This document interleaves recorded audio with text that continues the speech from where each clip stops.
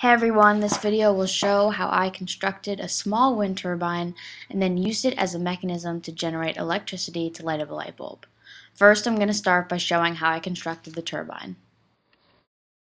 The kit I bought came with the parts for the base and tower. Here you can see the legs for the base and how they lock into the center hub, which was then attached to the pole.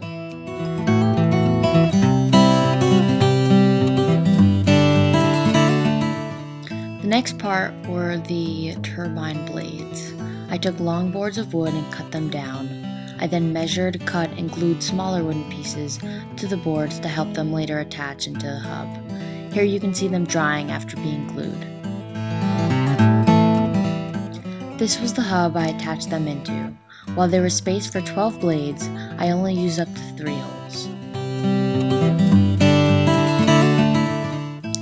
After making the blades, I built a turbine nacelle, which serves as the main housing for the electric generator.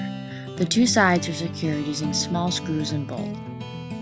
The turbine generator was by far the most difficult aspect of the project. The first stage was mounting the magnet to the drive shaft. A small gear was attached onto one end of the drive shaft, and the magnet was mounted. This piece was then installed into the orange plastic housing and secured together with rubber bands. After that, about 150 turns of wire was wound around the top and bottom of the housing. The coil remained connected and was wound in the same direction so that the output from one coil couldn't cancel the other coil out. The magnet piece was then mounted into the nacelle using nylon rods and tubing.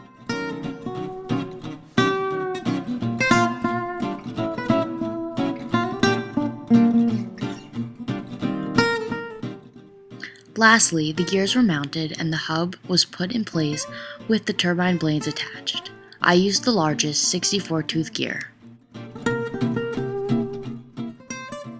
Finally, all the parts were put properly together, creating this end product. The wind turbine exhibits many of the physics principles we have learned thus far. Firstly, it addresses the laws of rotational motion. The wings of the turbine rotate around a fixed point as the wind spins it, thereby powering an electric generator. The rotational inertia of the wings keep them moving. As the wings spin, the turbine pivots around its own natural rotational axis. The shaft supports the turbine's weight and leaves it free to obey Newton's first law of rotational motion, that when not influenced by outside factors, the turbine is either motionless or rotates with constant angular velocity about its pivot. The spinning turbine can also be used to demonstrate torque. As we know, the longer the lever arm, the less force it takes to cause a particular angular acceleration. When observing the turbine in connection with the equation for torque, we see that the center axis around which the blades spin serves as the initial measuring point for the lever arm, which is the blade itself. The perpendicular force is the wind. The turbine responds to the net torque by accelerating in that direction. The torque the turbine produces is dependent on the wind speed, gearing, and size and configuration of the wind turbine blades. As you saw with the transition of blades from wood to styrofoam, we ran into trouble with torque while creating the wind turbine. We had to cut down and switch material of the blades on the turbine because they were larger than the diameter of the fan and were adding too much drag. Most importantly, the wind turbine gives us an excellent display of the powers of current and voltage. We know that current is the measure of the rate at which electrons flow through a circuit. Energy is the capacity to perform work, and voltage measures the amount of potential energy available to make electricity flow in a circuit. Through looking at how the magnet moves as the wind turbine spins, we can gain a better understanding of how the generator works in producing alternating electric current. In general, if a magnet moves near a wire, it induces electricity in the wire. The generator produces voltage and current that is dependent on the magnetic field strength, the number of windings a coil has, how fast the magnet spins, and the proximity of the coils to the magnetic field. Furthermore, wires coming from a wind turbine generator are either positive or negative. Which wire is which depends on the direction of the rotation of the wind turbine blades.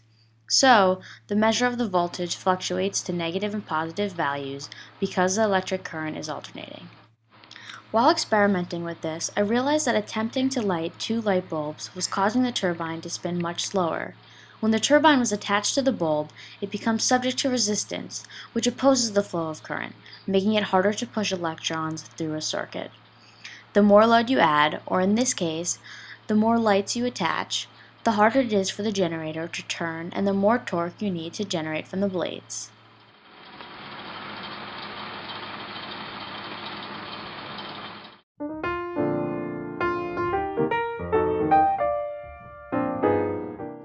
As interest in green, renewable energy has increased, the demand for and investment in wind energy has risen. The wind turbine I created is nearly identical to the larger ones we often see. It operates in the same way to capture mechanical energy and convert it to electrical energy, powering the electrical devices we use every day, such as washer-dryers, microwaves, and TVs. There is now enough wind energy generated in the US to power 14 million homes.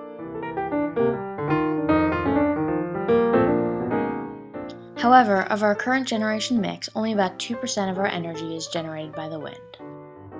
State and local governments are reacting to public pressure to reduce the negative environmental impacts to air, water, and the wildlife from coal, nuclear, and large hydropower generation, creating a push for renewable sources of energy.